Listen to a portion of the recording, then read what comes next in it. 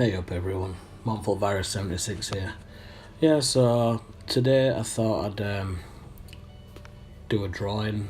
I had a sandwich and I saw this piece of foil and kind of resembled like a bird skull head, something like that.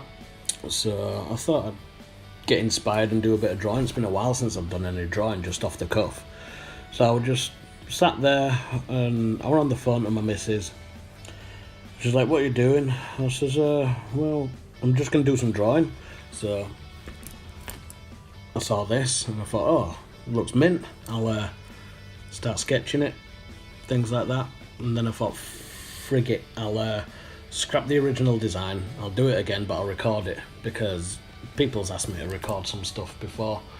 So there it is. I'm recording it, and it's just pretty therapeutic actually. I had some Native American music on, not panpipes, but like singing and stuff like that, and it's just amazing how much you zone out when you're drawing.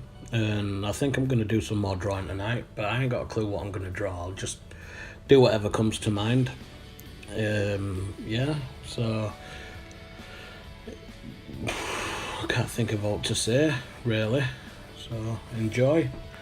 And if I'm not by any means the best artist and drawer, and all I'm using is what pencil am I? A 2H, just all 2H. But there's one thing that I do in my artwork is I never rub out. So not once in this video you'll see me with the rubber or trying to rub anything out. The camera angle, I'm sorry, it was just a spur of the moment thing. I didn't have like my gorilla, what is it called, gooseneck arm at hand. I'll pick that up from my friends. I've lent it to my blacksmith friend, so next time I do it it'll be overhead shot when I'm drawing. And sorry if the light is pretty crap as well. I'm just in the tattoo studio just doodlerising and things. But yeah, with me it's off the cuff. Nothing's ever planned. But I do kind of like how this turned out. I hope you guys like it. You know, drawing is brilliant. Trying to get my daughter into art, and she was painting the other day.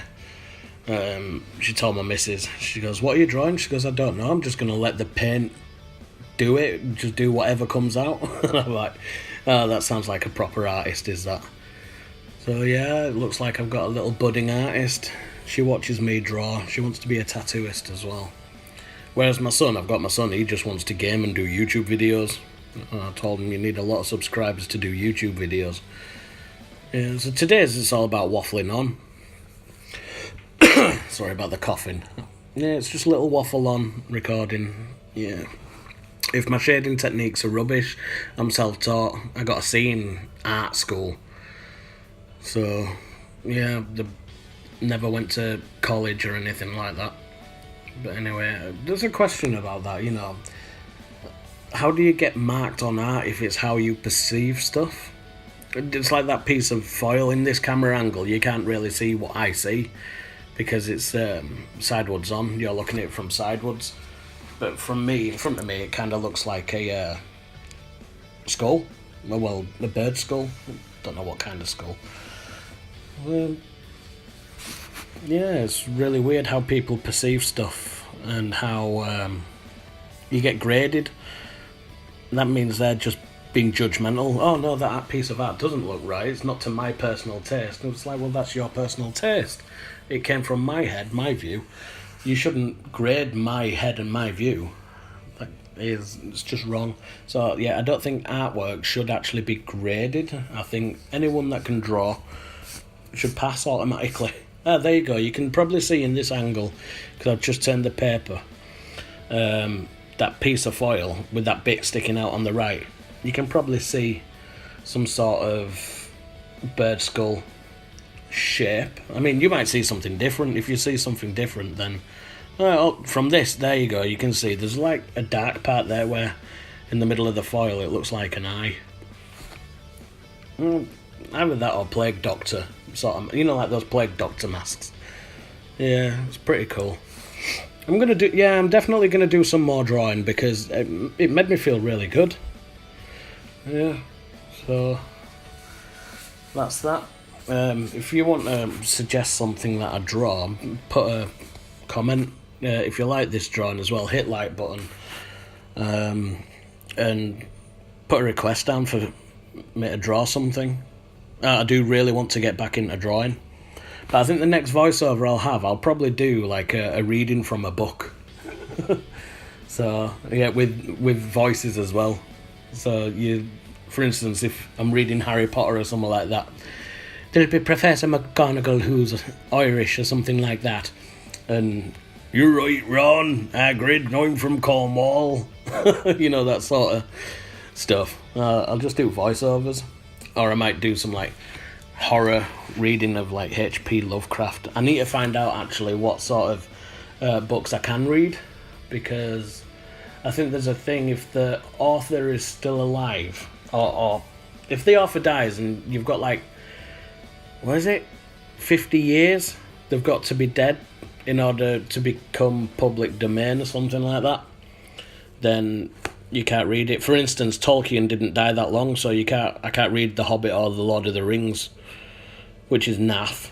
Lovecraft, I think that is, you can read Lovecraft. I've got some Edgar Allan Poe as well. I wonder if the Brothers Grimm, I'd be able to read them fairy tales. They'd be pretty cool, the Grimm fairy tales.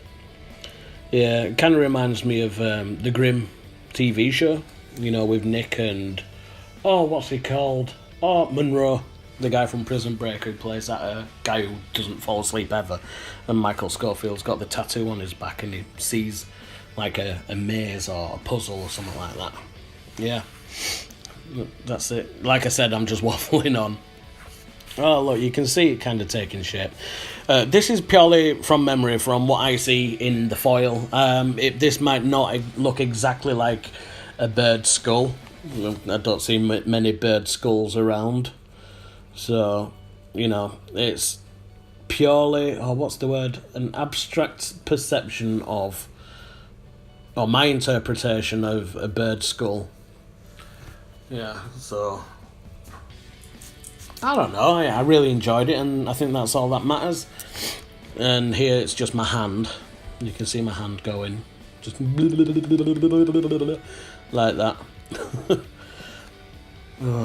I was going to listen to Ward Runner, but that would probably put me in a different frame of mind. Ward Runner is like the music that the composer of the Vikings TV show, it's a band from Norway. Oh, look at that. That looks nice. A band from Norway, and they do some of the soundtrack to the Vikings, and I had the pleasure of going to see them live. I've seen Einar once before, and that was at the York Viking Festival. I missed it this year, but a client of mine, he actually does quite a few Viking reenactment groups and fighting and things like that. He met Einar Selvik and got me his autograph, so I'm buzzing about that one. So yeah, just doing a little waffle doggy, waffle doggy. Like I said, I say quite a lot, I've noticed. I'm getting a new guitar as well this week, so I may do my own musical recording as a background to this, rather than using the stock doody whatever music the device or YouTube has to offer. So I think I will record my own backing music to do on my videos, and I kind of been struggling as to what to put content wise in YouTube. You'll have a look at my channel and it's like all over the shop. There's some comedy with Hook and Craggy, there's a few gaming ones, blacksmithing ones, me on the guitar, but I think I've hit it with the drawing, because I can just record and just get myself lost in the moment.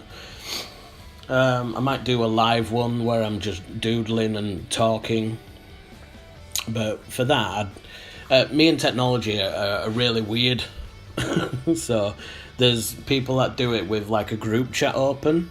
I ain't got a clue on how to do that, so I probably might just do a live one and see how it goes and reply afterwards if anyone sends a reply. Yeah, it's coming up near to the end of the skull now. I'm just adding in the darker shades and thing like that. Because one thing tattooing, I've appreciated shades a hell of a lot more. I do quite a lot of black and grey tattoos and quite a lot of freehand stuff. I think this would look really neat as a tattoo, to be honest. Yeah, the light changed quite a bit, you know, from moving the paper, so I didn't know where to put the shade underneath the skull. Obviously, if you move a piece, because I moved the foil and then I had the foil outside of me, and it was like the different, that's me moving the foil, sorry. The different position of the foil where I moved it to is a bit different to where I've done it here. But, you know, it's all good. Like I said, it's all trial and error in it with artwork.